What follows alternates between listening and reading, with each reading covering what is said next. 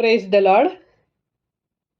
आज आपण योहान कृत शुभवर्तमान याचा पहिला अध्याय आणि 14वे वचन पाहणार आहोत. बायबल स्टडीमध्ये आज आपण योहान कृत शुभवर्तमान याचा पहिला अध्याय आणि 14वे वचन बघणार आहोत. मी वाचते. शब्द देही झाला आणि त्याने आम्हामध्ये वस्ती केली आणि आम्ही त्याचे गौरव पाहिले. ते पित्यापासून आलेल्या एकुलत्या एकाचे गौरव असावे, असे अनुग्रह व सत्य ह्यांनी परिपूर्ण होते. आमेन. 2 मिनिटं आपण मागील वचनाची रिव्हिजन करू. की मागच्या वचनात आपण बघितलेलं, मागच्या बायबल स्टडीमध्ये की आपण बघितलं की देवाची मुले ही नाही का, जितक्यांनी येशूचा स्वीकार केला तितक्यांना, म्हणजे त्याच्या नावावर विश्वास ठेवणाऱ्यांना त्याने देवाची मुले होण्याचा अधिकार दिला, हे आपण बघितलं. मग आपण तिथं आपल्याला एक लक्षात येतं की आपण ख्रिस्ताला आपला प्रभू आणि तारक म्हणून स्वीकारलं की आपण देवाच्या कुटुंबात जन्मतो. आणि आपण देवाच्या कुटुंबात जन्मलो म्हणजे मग आम्ही देवाची मुलं होतो. आणि आम्ही त्याची मुले होतो तेव्हा आम्ही त्याचे वारस देखील होतो. तर त्यासाठी एक वचन आहे, ते मी वाचते. रोमकरास पत्र 8वा अध्याय 16 आणि 17वे वचन मी वाचते. तो आत्मा स्वतः आपल्या आत्म्याबरोबर साक्ष देतो की आपण देवाची मुले आहोत, आणि जर मुले तर वारीसही आहोत, म्हणजे देवाचे वारीस, ख्रिस्ताबरोबर सोबतीचे वारीस असे आहोत. आपल्याला त्याच्याबरोबर गौरव प्राप्त व्हावे म्हणून त्याच्याबरोबर जर दुःख भोगीत असलो तरच. मागील वेळेस हे वचन मी सांगितलेलं. तर इथं सांगितलं की आपण देवाची मुले आहोत आणि त्याच्याबरोबर त्याचे मुले असेल तर आपण त्याचे वारीस सुद्धा आहे. म्हणजे त्याची जी संपत्ती आहे त्या संपत्तीचे वारस आपण आहोत. जर एखाद्या आई वडिलांकडं खूप मोठी प्रॉपर्टी असेल आणि त्यांची ती प्रॉपर्टी, त्यांचा एकच मुलगा असेल, तर त्या आई वडिलांच्या प्रॉपर्टीचा वारस कोण असतो बरं? त्यांचा मुलगा. साहजिकच त्यांचा मुलगा त्यांचा वारस असतो. तसं आपल्या देवाची जी प्रॉपर्टी म्हणजे जे काही सामर्थ्य, जे काही अधिकार, जे काही त्याचं आहे, त्या सगळ्याचं वारस आपण सगळे आहोत. ज्यांनी येशूचा स्वीकार केला ते सर्वजण देवाचे काय आहोत, आपण वारस आहोत, असं इथं सांगितलेलं आहे. आणि अजून एक त्यासाठी वचन आहे, ते मी वाचते. गलतीकरास पत्र 4था अध्याय आणि 7वं वचन. म्हणून तू आत्तापासून गुलाम नाहीस तर पुत्र आहेस, आणि पुत्र आहेस तर देवाच्या द्वारे वारीसही आहेस. आमेन. तर आपण मागच्या वेळेस बघितलं की आपण देवाची मुलं आहोत, आपण देवाची वारीस आहोत. आणि मग आता देवाचं हे वतन मिळवण्यासाठी, स्वर्गीय वतन मिळवण्यासाठी प्रथम आपण त्याची मुले असणं महत्वाचं आहे, म्हणजे आवश्यक आहे. जर आपण मुले असलो तरच त्याचे वारीस होऊ शकतो ना. म्हणजे आपण पहिलं ते देवाच्या घरात जन्मलो पाहिजे, म्हणजे देवाच्या कुटुंबामध्ये आपला जन्म झाला पाहिजे. मग ते देवाच्या कुटुंबामध्ये जर आपला जन्म व्हायचा असेल तर सगळ्यात पहिली स्टेप आहे ती म्हणजे आपण ख्रिस्ताला आपला प्रभू व तारक म्हणून स्वीकारलं पाहिजे. सगळ्यात मोठी ही काय आहे पायरी, म्हणजे पहिली पायरी ही आहे की आपल्याला देवाच्या कुटुंबातलं जर व्हायचं असेल तर पहिलं येशू ख्रिस्तावर विश्वास ठेवला पाहिजे आणि त्याला आपला प्रभू व तारक म्हणून स्वीकारलं पाहिजे. मग इथं आपल्याला कळतं की आपल्या स्वतःच्या प्रयत्नांनी किंवा चांगल्या कृत्यांनी आपल्याला त्याचं मूल होता येत नाही. म्हणजे आपण चांगली कृत्य केली आणि मग देव माझ्यावर खुश होईल असा विचार केला तर तो एकदम चुकीचा आहे. जर त्यासाठी एक छोटं तुम्हाला कळावं म्हणून एक एक्झाम्पल देते की एखाद्या नोकराने खूप छान एखाद्या घरामध्ये कार्य केलं, म्हणजे काम केलं. एखादा नोकर आहे, तो खूप प्रामाणिक आहे, विश्वासू आहे, आणि त्यांनी त्या व्यक्तीच्या एखाद्या मालकाच्या घरी कितीतरी वर्ष प्रामाणिकपणे चांगलं काम केलं. मग थोड्या दिवसांनी तो नोकर मुलगा होईल का त्या मालकाचा, किंवा वारीस होईल का त्या मालकाचा? नाही. त्या मालकाचा जो मुलगा आहे तोच वारीस होणार आणि नोकर जिथल्या तिथंच राहणार. म्हणजे नोकराने कितीही कार्य केलं, कितीही चांगली कृत्य केली, तरी नोकराचा कधी मुलगा होऊ शकत नाही. नोकर तो नोकरच राहणार.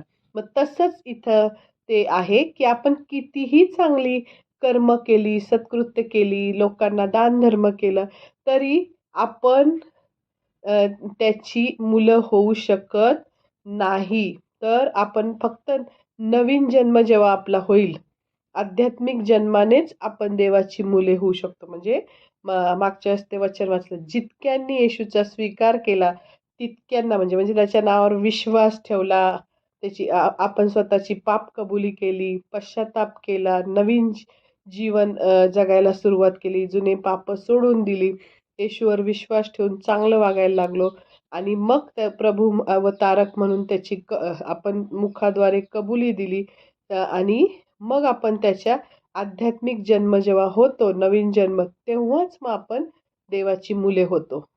इथं आपण आत्ता वाचलं, की 14व्या वचनात आपण वाचलं, की नाही का, शब्द देही झाला आणि त्याने आम्हामध्ये वस्ती केली.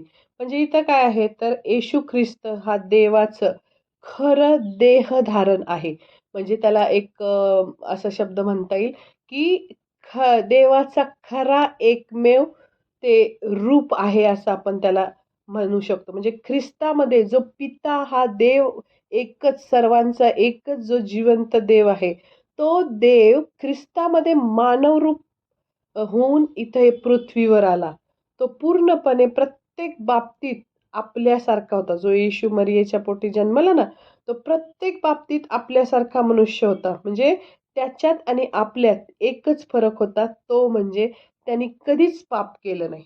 म्हणजे त्याच्या जन्मापासून तो ते 33.5 वर्षाचा होईपर्यंत जोपर्यंत तो मरत मेला नाही, तोपर्यंत त्यांनी एकही पाप केलं नाही. म्हणजे तो पूर्ण मनुष्य असून त्याने निष्पाप असं जीवन 33.5 वर्षाचं इथं जगला. आपण त्यासाठी तुम्हाला मी रेफरन्स देते, की इब्री लोकास पत्र 4था अध्याय आणि 15वं वचन बघू. इब्री लोकास पत्र 4था अध्याय 15 वचन. कारण आपल्या सर्वांच्या दुर्बलतेविषयी ज्याला सहानुभूती वाटत नाही, असा आपला प्रमुख याजक नाही, तर तो सर्व प्रकारे आपल्याप्रमाणे पारखलेला होता, तरी निष्पाप राहिला. आमेन.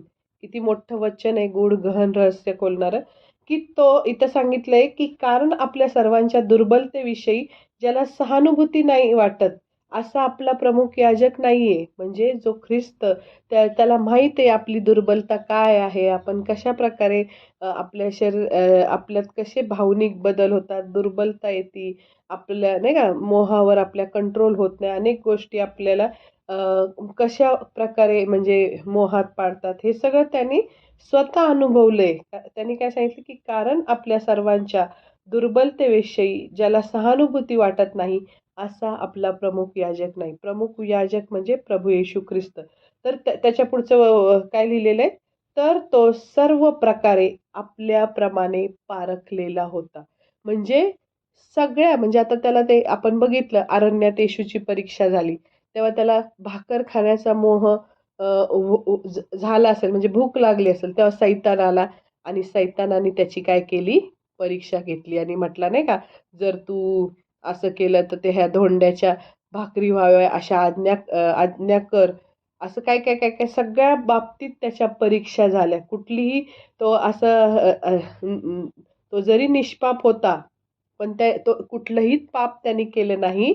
पण त्याचे इथं काय सांगितलंय, की तो सर्व प्रकारे आपल्याप्रमाणे पारखलेला होता. म्हणजे आपल्या जीवनात कसे सगळे मोह येतात, आपल्या जीवनात कशी संकट येतात, आपल्या जीवनात कसं सगळ्या गोष्टी घडतात, तसं त्याच्याही जीवनात सगळ्या गोष्टी आल्या आणि तो आपल्यासारखाच पारखलेला होता. तरीही तो निष्पाप राहिला, त्याने पाप केले नाही. आणि काय सांगितलं, की आपल्या सर्वांच्या दुर्बलतेविषयी ज्याला सहानुभूती वाटत नाही, असा आपला प्रमुख याजक नाही, तर तो सर्व प्रकारे आपल्याप्रमाणे पारखलेला होता. मग आपण इथं बघतो, आपण वाचलं, की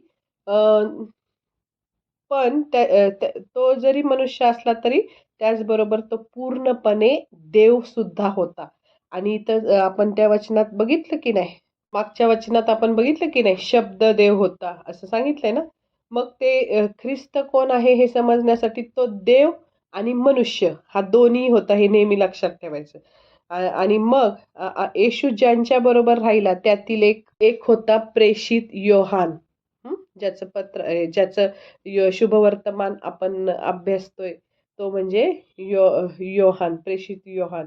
मग तो येशूचा अगदी जवळचा, निकटचा असा शिष्य होता आणि तो येशूला चांगलं ओळखत होता. ते येशूने मागच्या वेळेस मी सांगितलं, की तो नेहमी येशूच्या उराशी टेकलेला असायचा आणि तिथं बायबलमध्ये नेहमी लिहिलेलं आहे, की ज्याच्यावर येशूची प्रीती होती असं. तर हा योहान त्याने हे शुभवर्तमान लिहिलेलं आहे. मग तो काय म्हणतोय, की आम्ही त्याचं गौरव पाहिलं. तो येशूला चांगलं ओळखत होता आणि तो म्हणतो, की आम्ही त्याचं गौरव पाहिलं. म्हणजे इथं योहान दुसऱ्या कुणाचं तरी मत व्यक्त करत नाही, की ह्यानी असं मला सांगितलं, तसं नाही. तर तो स्वतः सांगतो, की मी त्याचं म्हणजे आम्ही त्याचं गौरव पाहिलं आणि तो म्हणतोय, की त्याने म्हणजे योहानाचं पहिलं पत्र, पहिला अध्याय 1 ते 3 वचनामध्ये त्यांनी काय लिहिलंय बघू. बघा मी वाचते. योहानाचं पहिलं पत्र, पहिला अध्याय 1 ते 3 वचनं. जे प्रारंभापासून होते, जे आम्ही ऐकले आहे आणि जे आम्ही आपल्या डोळ्यांनी पाहिले आहे, जे आम्ही न्याहाळले व आपल्या हातांनी चाचपले, त्या जीवनाच्या शब्दाविषयी आम्ही सांगतो. ते जीवन प्रगट झाले, ते आम्ही पाहिले आहे व आम्ही त्याची आम्ही साक्ष देतो. ते सार्वकालिक जीवन पित्याजवळ होते व आम्हास प्रगट झाले, ते तुम्हास कळवतो. जे आम्ही पाहिले आहे व ऐकले आहे, ते तुम्हासही ह्यासाठी कळवतो, की तुम्हीही त्या आमच्याशी सहभागी व्हावे. आपली सहभागिता तर पित्याबरोबर व त्याचा पुत्र येशू ख्रिस्त ह्याच्याबरोबर आहे. तुमचा आमचा ह्याच्याबरोबर आहे. आमेन. तर इथं आपण हे योहानाने येशूविषयी सांगितलेलं आपण वाचलं. म्हणजे योहानाने ख्रिस्ताचं गौरव पाहिलं होतं, त्याचं निष्पापपण पाहिलं होतं, त्याची प्रीती तो कशाप्रकारे म्हणजे त्याला माहीत होतं, की त्याला धरून देणारा कोण आहे. तरी तो त्याच्यावर प्रीती करत होता. म्हणजे जर आपल्याला जर कळलं, की हा माणूस माझा खून करणार आहे किंवा मला धरून देणार आहे, तर आपण त्याच्याबरोबर 3 वर्ष प्रेमाने राहू शकतो का? नाही राहू शकत. जर आपल्याला माहीत असेल, की हा माणूस मला पकडून देणार आहे ₹30 साठी, तर आपण त्याच्यावर प्रीती करू शकत नाही. पण त्यांनी बघितलं, योहानाने बघितलं, ख्रिस्ताचं गौरव त्यांनी पाहिलं, त्याचं निष्पापपण पाहिलं, त्याची प्रीती बघितली. तर त्यांनी कशी इतरांवर प्रीती केली, जे त्याच्या तोंडावर थुंकले, ज्यांनी त्याला चाबकाचे फटके मारले, ज्यांनी त्याचं नाही का म्हणजे सगळं ह्या गोष्टी सगळ्या त्यांनी काय केलं, पाहिलं. त्याची प्रीती बघितली, त्याचा प्रकाश बघितला, त्याचं सत्यपणा बघितला, त्याची कृपा बघितली, त्याची लीनता बघितली, कसे त्यांनी शिष्यांचे पाय धुतले. जो संपूर्ण जगाचा मालक, जो एकच देव पिता, यहोवा पिता, तो मनुष्याचं रूप धारण करून येशू ख्रिस्ताद्वारे ह्या जगात आला आणि तो यहोवा पिता सगळ्यांचे पाय धुत होता. येशू आणि यहोवा पिता दोघं मिळून जसे काय काय करत होते, त्या शिष्यांचे पाय धुत होते. म्हणजे हे अद्भुत रहस्य त्यांनी सगळी बघितली, की काय कशाप्रकारे त्यांनी वागलाय तो येशू. त्याचं सामर्थ्य त्यांनी पाहिलं. ख्रिस्ताच्या गौरवात ह्या सगळ्या वैशिष्ट्यांचा समावेश त्यांना म्हणजे आपल्याला झालेला दिसतो. मग आपल्याला माहित होतं, की देवाचा तो येशू ख्रिस्त हा देवाचा एकुलता एक पुत्र होता आणि आपण वाचलं योहान 1:12 मध्ये, जितक्यांनी येशूचा स्वीकार केला तितक्यांना म्हणजे त्याच्या नावावर विश्वास ठेवणाऱ्यांना त्याने देवाची मुले होण्याचा अधिकार दिला. तर मग आता विश्वास ठेवणारे सुद्धा देवाचे काय आहेत? पुत्र आणि काय आहेत? कन्या. पण आपण येशूसारखे आहोत का? हां, येशूसारखा दुसरा कोणी पुत्र होणं शक्यच नाही. कारण येशू हा मानवी पित्यापासून जन्मलेला नव्हता. हां, तर तो देवाच्या स्वतःच्या पवित्र आत्म्याने तो जन्मलेला होता. म्हणून तो आपल्यासारखा नाहीये. तर आपल्याला हे कळतं, की येशूला मानवी पिता नव्हता, की पवित्र आत्माच त्याचा पिता होता. तर आपण बघितलं येशूला मानवी पिता नव्हता, पवित्र आत्मा त्याचा पिता होता. तो की इसाहाकाचा जन्म आणि योहानाचा जन्म. बाप्तिस्मा करणारे योहानाचा जन्म. या सगळ्यांचा ह्या दोघांचा जन्म एका अलौकिक शक्तीने झाला. परंतु त्यांना मानवी वडील होते. इसाकाचे वडील अब्राहम होते. योहानाचे वडील जखर्या होते. म्हणजे ह्यांना मानवी वडील होते. पण इथं आपल्याला माहित आहे की येशूची आई मरिया, हिला येशूचा जन्म होईपर्यंत बायबलमध्ये स्पष्ट लिहिले की तिला पुरुष माहीत नव्हता. ती कुमारिका होती. पवित्र आत्माच येशूचा पिता आहे हे आपल्याला याच्यावरून कळतं. आणि मग आपण बघतो की प्रभूच्या दूताने त्याला म्हणजे त्याला जेव्हा कळतं की मरिया गरोदर आहे, तेव्हा तो तिला गुप्तपणे सोडण्याचा विचार करतो. तिचा अपमान न करता तिला सोडून द्यावा असं त्याच्या मनात विचार घोळत असतात. त्यावेळेस मग असं होतं की योसेफाला स्वप्नात येऊन देवदूत सांगतो की मरियेने कोणत्या पुरुषाबरोबर व्यभिचार केलेला नाही, तर खुद्द पवित्र आत्मा म्हणजे देवाचा आत्मा तिच्या होणाऱ्या मुलाचा पिता आहे. आणि त्या देवदूताने योसेफाला त्या मुलाचं नाव तू येशू ठेव असं सुद्धा सांगितलं. म्हणजे किती मोठं महान हे रहस्य आहे बघा की तो येशू हा देवाचा मुलगा जन्मणार आहे हे त्याने त्या योसेफाला काय केलं, सांगितलं. आणि येशू नावाचा अर्थ काय, तर प्रभू परमेश्वर तारण करतो असा आहे. येशू तारणार आहे कारण तोच आपल्या प्रजेला त्यांच्या पापापासून तारतो असं सांगितलं आहे की नाही. तर तो तारतो म्हणजे काय, तो त्यांना म्हणजे आपल्याला म्हणजे आपल्या पापामुळं होणाऱ्या शिक्षेपासून, म्हणजे आपल्या पापामुळं आपल्याला जी शिक्षा होणार होती, सनातन मृत्यू होणार होता आपला, म्हणजे कायमचं सनातन म्हणजे कधीही न संपणारा जो मृत्यू होणार होता, त्या मृत्यूपासून येशू आपल्याला काय करतो, तारतो. योहान 3:16 आपण वाचू. आपल्याला सगळ्यांना पाठच आहे की देवाने जगावर एवढी प्रीती केली की त्याने आपल्यासाठी आपला एकुलता एक पुत्र दिला, अशासाठी की जो कोणी त्याच्यावर विश्वास ठेवतो त्याचा नाश होऊ नये, तर त्याला सार्वकालिक जीवन मिळावं. म्हणजे ह्या वचनामध्ये अगदी थोडक्यामध्ये, एकाच वचनात थोडक्यामध्ये सुवार्ता सांगितलेली गेलेली आहे. तर मग आता इथं काय सांगितलंय, देवाची जगावर प्रीती या एका तत्वाने प्रत्येक गोष्टीचा आरंभ झालेला आहे. म्हणजे देवप्रीती आहे. मग आपण वाचू पहिलं योहान याचं पत्र, याचं 4 अध्याय 8 वचन. योहानाचं पहिलं पत्र 4 अध्याय 8 वचन. जो प्रीती करत नाही तो देवाला ओळखीत नाही, कारण देव प्रीती आहे. आमेन. मग इथं काय सांगितलंय की प्रीती हेच महत्वाचं तत्व घेऊन परमेश्वर म्हणजे येशू या जगात आला. आणि मग तो संपूर्ण जगावर प्रीती करतो. तो फक्त यहुदी लोकांवरच प्रीती करतो असं नाही, तर संपूर्ण जगावर, म्हणजे तो प्रत्येक मनुष्यावर तो असा भेदभाव करत नाही की हा उच्च जातीचा, हा खालच्या जातीचा, असं नाही. श्रीमंत, गरीब, काळा, गोरा, नाही का, असा कुठलाही भेदभाव परमेश्वर करत नाही. तर तो सर्वांवर सारखीच प्रीती करतो आणि त्याचं मनुष्यावर एवढं मोठं प्रेम आहे की त्या मनुष्यांचं तारण करण्यासाठी त्याने आपला एकुलता एक पुत्र या पृथ्वीवर काय केला, पाठवला. म्हणजे ही येशू ख्रिस्त ही खूप मोठी देणगी आपल्याला त्याने दिली. त्यासाठी आपण एक वचन वाचू. योहानाचं पहिलं पत्र 4 अध्याय 9 आणि 10 वचन आपण वाचू. देवाने आपल्या एकुलत्या एक पुत्राला जगात पाठवले आहे, यासाठी की त्याच्याद्वारे आपणास जीवन प्राप्त व्हावे. यावरून देवाची आपल्यावरील प्रीती प्रगट झाली. प्रीती म्हणावी तर हीच, आपण देवावर प्रीती केली असे नाही, तर त्याने तुम्हा आम्हावर प्रीती केली आणि तुमच्या आमच्या पापांचे प्रायश्चित्त व्हावे म्हणून स्वपुत्राला पाठवले. आमेन. म्हणजे इथं सांगितलं आहे की ख्रिस्त हीच श्रेष्ठ देणगी आहे आणि देवाला सर्वात अतिप्रिय होता ख्रिस्त, त्याचा मुलगा. यहोवा पित्याला त्याचा मुलगा अतिप्रिय होता, एकुलता एक मुलगा अतिप्रिय होता. आणि जे त्यातला अतिप्रिय होतं तेच त्याने आम्हाला दिले. का, तर आपल्या सर्वांचा, कोणाचा मानव जातीचा नाश व्हावा अशी देवाची मुळीच इच्छा नाही. मग त्यासाठी पुन्हा एक वचन वाचू. पेत्राचं दुसरं पत्र 3 अध्याय 9 वचन. कित्येक लोक ज्याला विलंब म्हणून म्हणतात, तसा विलंब प्रभू आपल्या वचनाविषयी करत नाही, तर तो तुमचे धीराने सहन करतो. कोणाचा नाश व्हावा अशी त्याची इच्छा नाही, तर सर्वांनी पश्चाताप करावा अशी आहे. आमेन.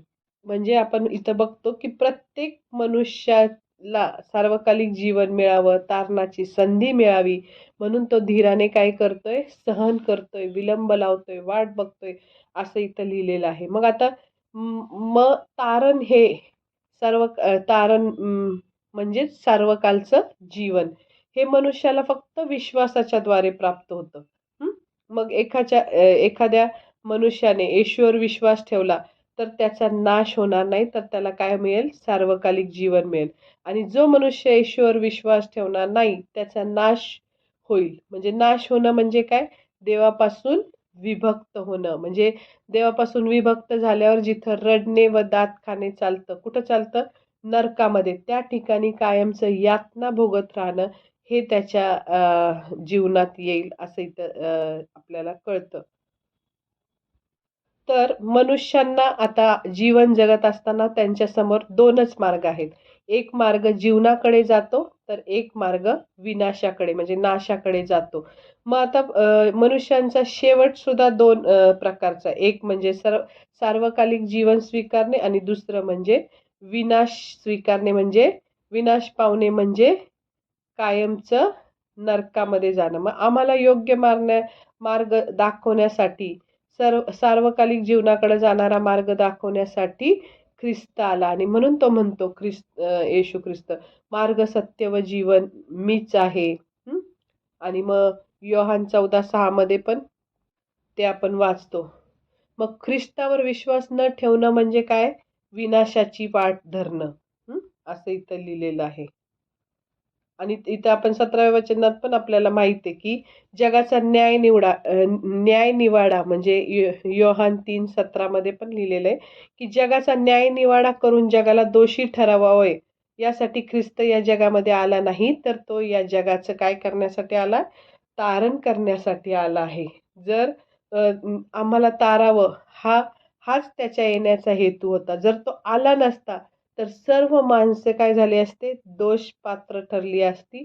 आणि इथं काय सांगितलं पुढच्या वचनात रोम 8:1 मध्ये पण असं लिहिलेलं आहे, की आता जे येशू ख्रिस्तावर विश्वास ठेवतात त्यांना दंडाज्ञा नाहीच. दंडाज्ञा म्हणजे शिक्षा. जे आपण त्याच्यावर विश्वास ठेवतो त्यांना शिक्षा नाही. पण त्याच्या मागे एक सत्य पण आहे. आपण इथे एक सत्य समजून घेतलं पाहिजे, की ख्रिस्त या जगामध्ये आला तेव्हा काही माणसांनी त्याच्यावर विश्वास ठेवला, काही माणसांनी त्याच्यावर विश्वास ठेवला नाही. ज्यांनी विश्वास ठेवला त्यांचं तारण झालं आणि ज्यांनी विश्वास ठेवला नाही ते दोषी ठरले. आणि आजही हे काय आहे? खरं आहे. आपल्याला हे कळलं की येशू मानवी पित्यापासून जन्मलेला नाहीये, तर तो यहोवा पिता परमेश्वर त्या पित्यापासून जन्मलेला, देवापासून जन्मलेला देवाचा मुलगा आहे.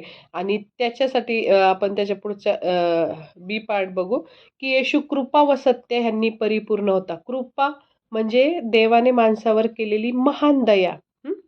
म्हणजे कृपा म्हणजे काय? खूप अति महान दया जी असती त्याला कृपा म्हणतो आपण. इफिस 1:2 मी वाचते. देव आपला पिता व प्रभू येशू ख्रिस्त ह्याच्यापासून तुम्हाला कृपा व शांती असो, असं इथं लिहिलेलं आहे.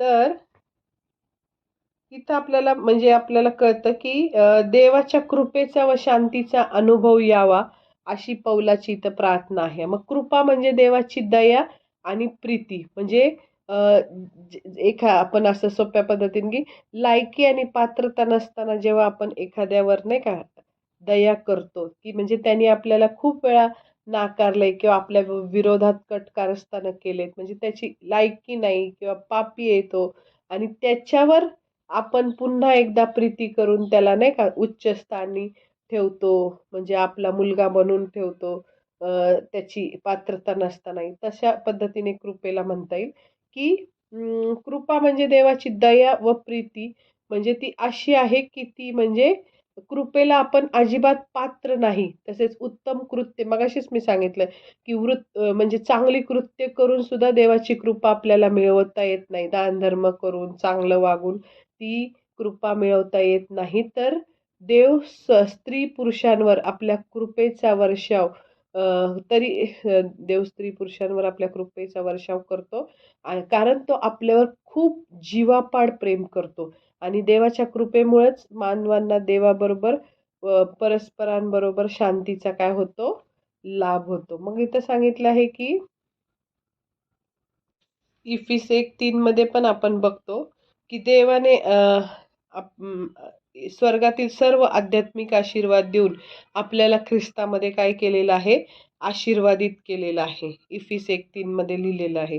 मग इथं आपल्याला परंतु देवाने ख्रिस्ताद्वारे केवळ आपली कृपाच दिली नाही तर आणखी पुष्कळ काही आपल्यासाठी प्रगट केलं आहे. ख्रिस्तामध्ये त्याने आपलं सत्यही प्रगट केलं आहे. म्हणजे तो कसा सत्य आहे हे पण प्रगट झालं. देव सत्य आहे म्हणजे देवामध्ये खोटेपणा नाही. ते जे काही त्यांनी ठरवलेलं वचन आहे त्या वचनाप्रमाणेच वागतो. बघा आपले अंकुर नरोला जे आहेत पंजाबचे मोठे सेवक ते नेहमी सांगतात की देव आपल्या वचनाच्या बाहेर येऊन कार्य करत नाही. जर तुम्हाला बरकत पाहिजे असेल तर तुम्ही दशमांश द्या आणि तो त्या चौकटीच्या बाहेर त्या वचनाच्या बाहेर येऊन तुम्हाला ब्लेस करणार नाही. कुणी एखादी बाई जर आयुष्यभर प्रार्थना करत बसली की फायनान्शियल ब्लेसिंग दे मला आणि दशमांश देत नसेल तर ती कधीच ब्लेस होणार नाही. कारण देव आपल्या वचनाच्या बाहेर येऊन कार्य करत नाही. मग इथं आपल्याला कळतं की देव सत्य आहे, त्याच्यात खोटेपणा नाही.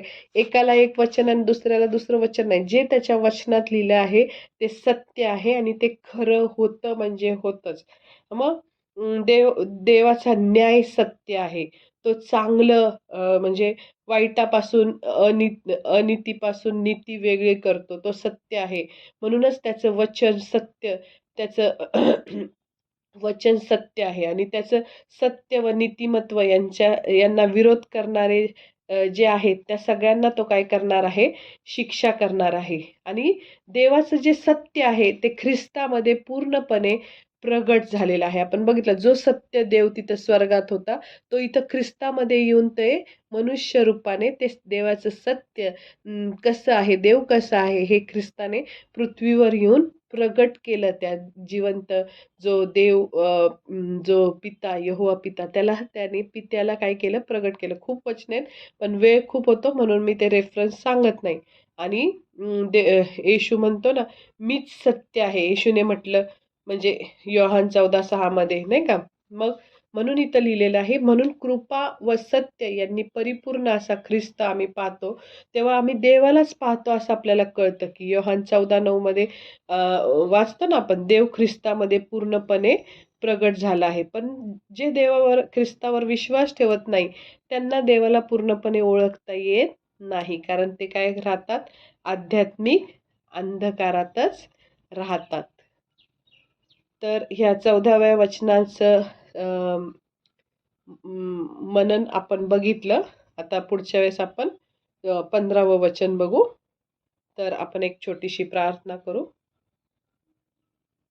पवित्र पवित्र पवित्र जिवंत सेनाधीश आणि अविनाशी अशा आमच्या एकच परमेश्वरा, तुला येशू ख्रिस्ताला व पवित्र आत्म्याला मान महिमा गौरव सन्मान आता आणि सदा सर्व काळ युगानुयुग असो. जे काही या वचनाद्वारे तू आम्हाशी बोलला म्हणून मी तुझे आभार मानते. इथून पुढची प्रत्येकाची तू भेट घे, प्रत्येकाशी बोल आणि तू प्रत्येकाला मार्गदर्शन कर. ज्यांनी हे वचन ऐकलं त्यांना तू आशीर्वादित कर. ही सर्व प्रार्थना धन्य तारणाऱ्या येशूच्या नावात मागते आणि स्वीकारते म्हणून तू ऐक. आमेन.